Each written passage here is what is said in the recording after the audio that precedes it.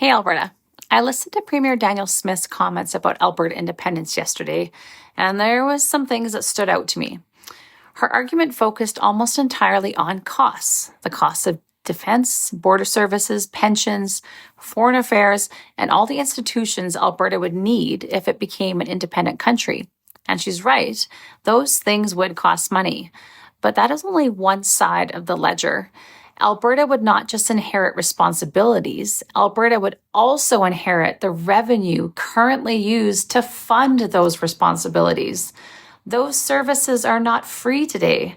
They are paid for by tax dollars, and a very large portion of those tax dollars are generated right here in Alberta before being sent to Ottawa. Right now, Alberta overpays Ottawa by roughly $25 billion a year.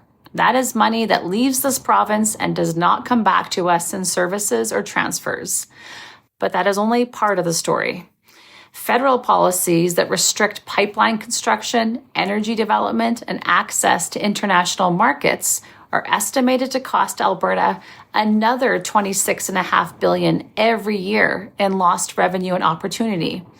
So between the money Alberta sends away and the opportunity Alberta is denied, we are talking about more than $50 billion every single year.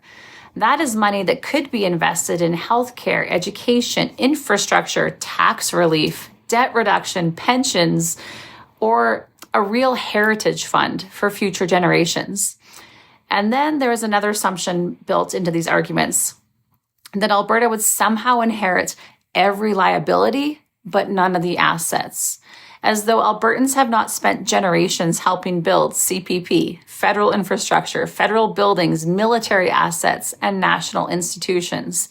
Any serious conversation about Alberta independence has to acknowledge both sides, the liabilities and the assets, the costs and the revenues.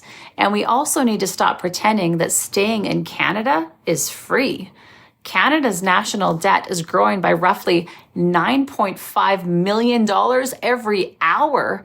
Housing affordability has deteriorated so badly that in some major Canadian cities, people are now buying their first homes at 40 years old. Those are costs too. The cost of debt, the cost of lost opportunity, the cost of watching the next generation inherit less freedom and less prosperity than the one before it. So yes, sovereignty would have costs. Every government has costs. But the honest question is not only what sovereignty would cost, the honest question is what the status quo is already costing Albertans today.